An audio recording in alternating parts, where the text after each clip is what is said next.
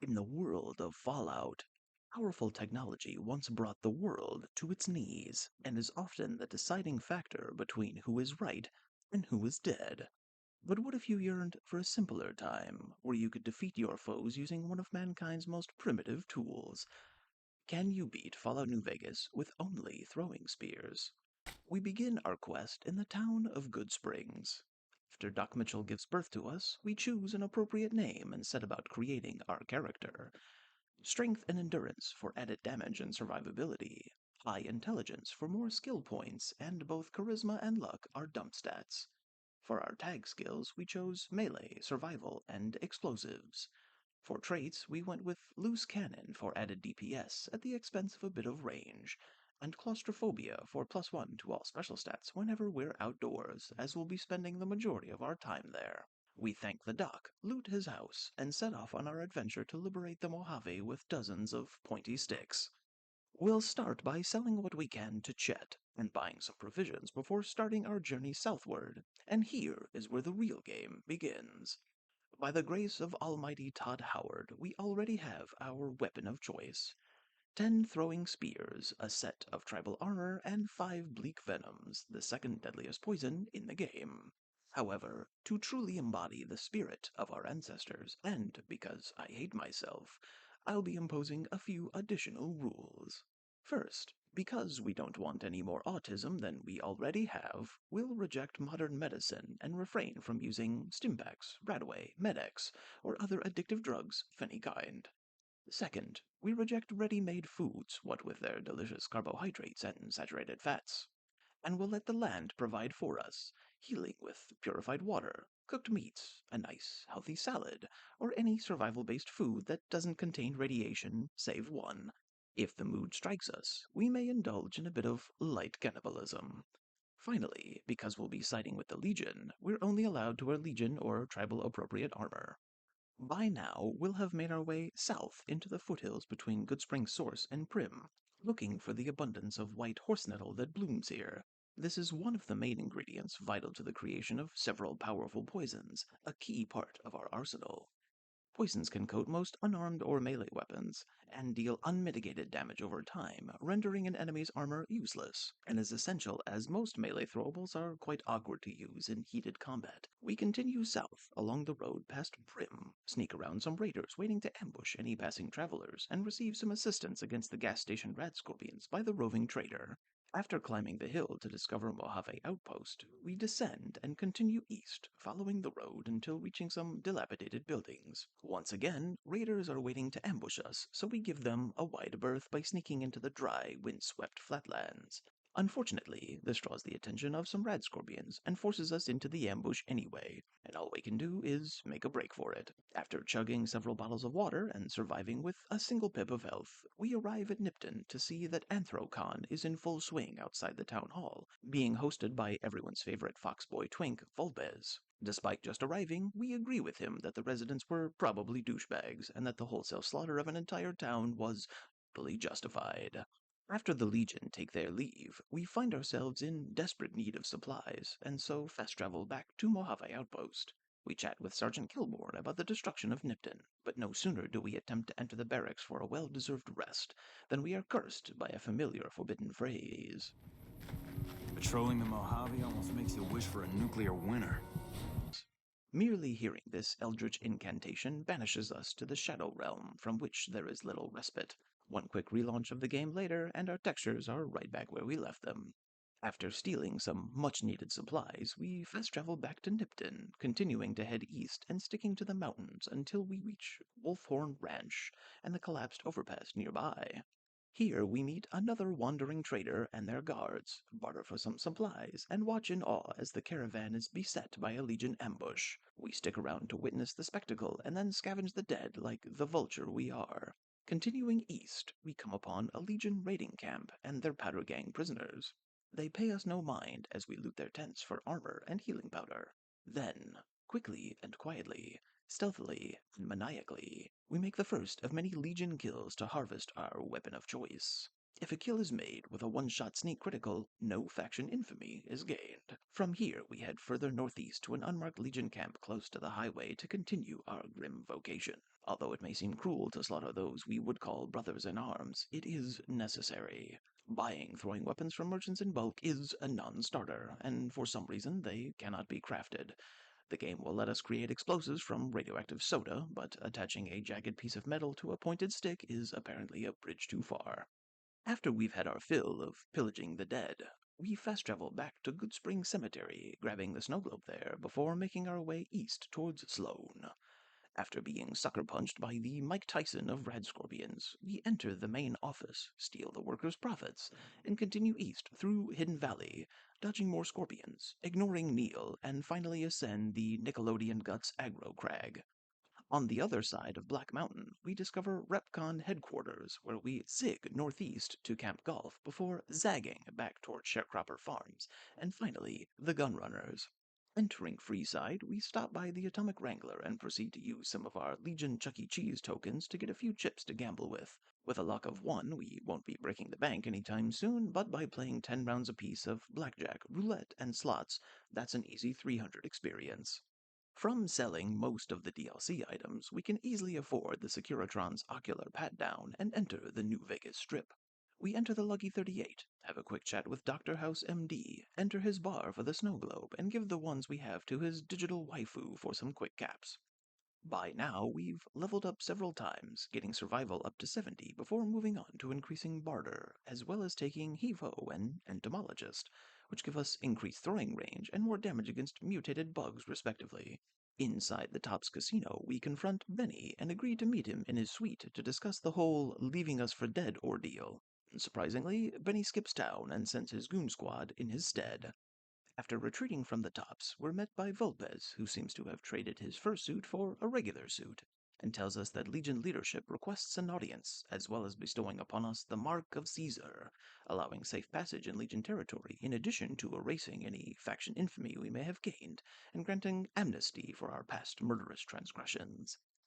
With numerous locations discovered, before heading to Cottonwood Cove for a meeting with Kaisar, we'll begin the process of bulking up our stockpile of spears and consumables. First, we'll fast travel to both Goodspring Cemetery and Hidden Valley, where we'll decimate the local scorpion population. We need the glands from both types of rat scorpions for crafting poisons.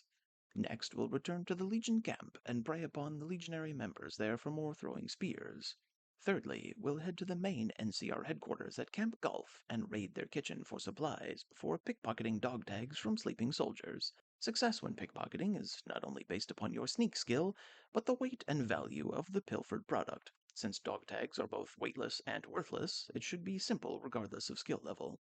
Finally, we'll head back to the Strip, enter the Ultralux, and make our way to the Gourmand, where we buy out the entire stock of the food supplier. Not only does he carry lots of rare ingredients, but is an easy source of wasteland omelets, one of the best survival-based healing items in the game. Every 3 in-game days, this loop can be repeated for further XP and supplies. After completing our resource loop a few times, we've reached level 6 and taken the Cannibal perk, 'cause there ain't no party like a Donner Party. From the Legion camp, we'll head east and descend into the canyon where Cottonwood Cove is located. Some rude jerk rips our head around and questions our presence before we flash our backstage pass and get him to back off. We chat with Aurelius and hand him all of our NCR dog tags before having Lucullus ferry us to the fort. We are stripped of our weapons and told to proceed to Caesar's tent. Along the way, we brighten up a slave girl's day by telling her she's been making healing powder wrong this whole time. Inside, the Big C proposes a bit of tit for tat, whereby we sabotage the bunker Mr. House has built to house his army of Securitrons, and in return, Caesar will allow us to decide the fate of Benny, whom the Legion captured after he fled the Tops.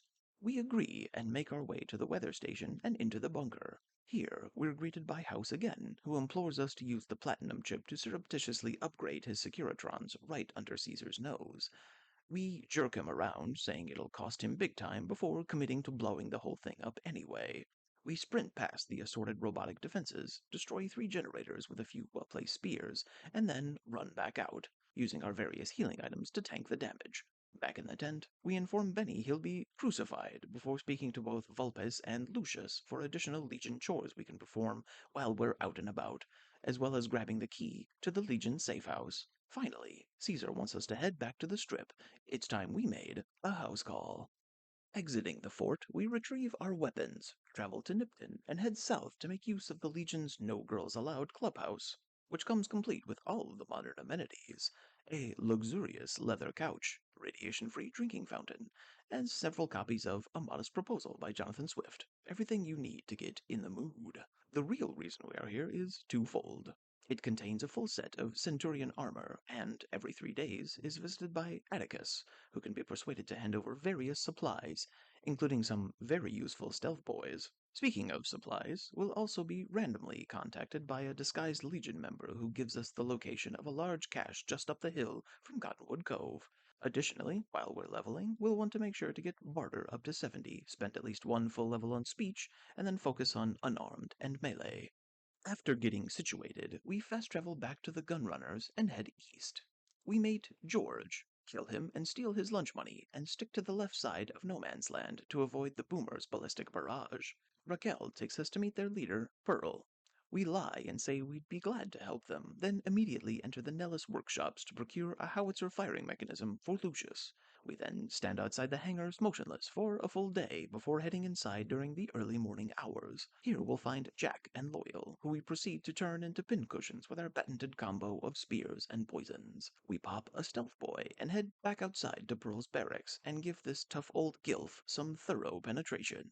With their leadership dead and the rest of the boomers none the wiser, we travel back to the strip and enter the Lucky 38, where security is immediately hostile. We ride the elevator up to the penthouse, use the platinum chip on a terminal, and enter a secret chamber, whereupon we use the chip on another terminal and enter a secret chamber.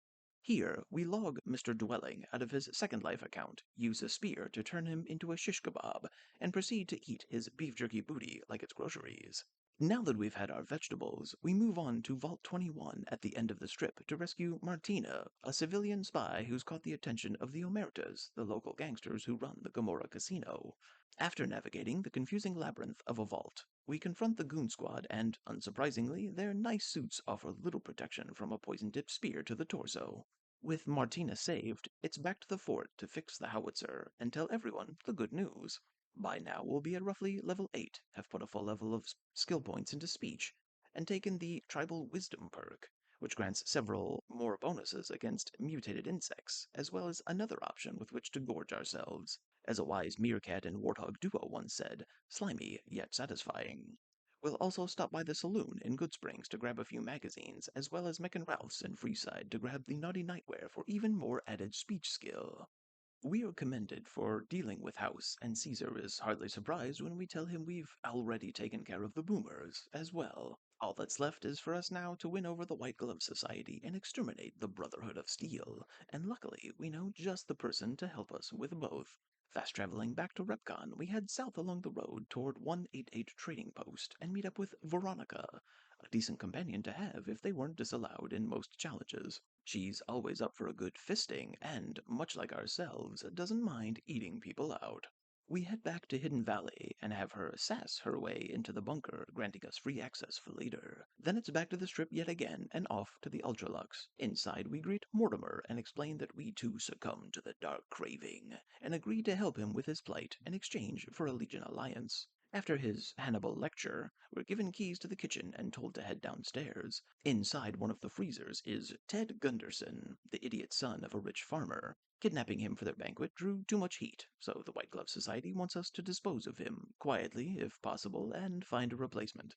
Using a combination of skill magazines and clothing, we convinced Ted that it was no hard feelings, and using the tried and true excuse of just a prank, bro, draw suspicion away from the society. We lead him back to the lobby, reunite him with his father, lie and say we don't know who's responsible for the kidnapping, and get 500 caps for our troubles. As for Veronica, she has one final role to play in our Machiavellian mastication machinations. We lead her back downstairs to the freezer, tell her to wait inside, and, just like your dad that went out for cigarettes, lie and say we'll be right back. Mortimer's banquet goes as planned, and the Society's allegiance is ours. As for the Brotherhood, we have two options. We can charge in Unga Bunga caveman style and get obliterated by an army wearing powered exoskeletons, or we can use cunning and subterfuge to our advantage. Back inside the bunker, we make for the second level where members of their high command are located. Using a stealth boy, we pickpocket 3 keys from Head Scribe Taggart, Paladin Hardin, and Elder McNamara, then enter their computer lab, use the keys to generate a passcode, and enter it into the self-destruct terminal. Naturally, doing this in full view of several Brotherhood members makes them slightly upset, so we chow down on several omelets and beat a hasty retreat to the surface. Back at his tent, Iso Roll tells us we're a good boy and lets us in on a little secret.